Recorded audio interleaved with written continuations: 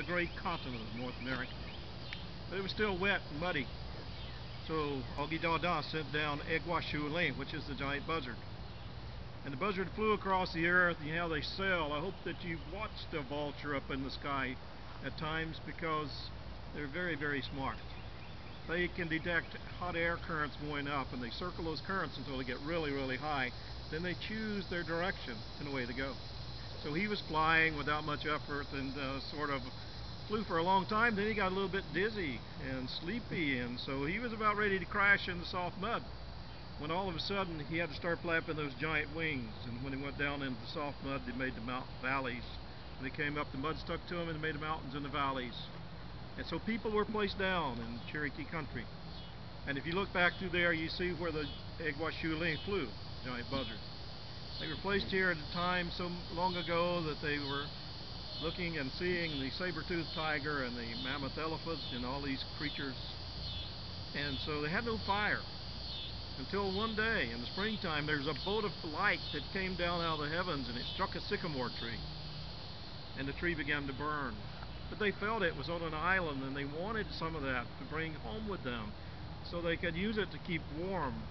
And so they talked to their brothers and sisters, the animals and the reptiles and the birds, and they decided to send a screech owl over to the island and dive down into that burning stump and to bring some fire back in his beak. So he went over, he flew down into the stump, and it was so hot inside.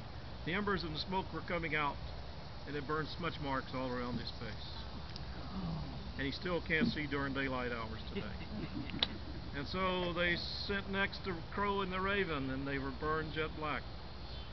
They were about ready to give up on fire when all of a sudden there was a little water spider who came over. And she said, "I can get the fire for you." And they said, "No, you can't, you're too small."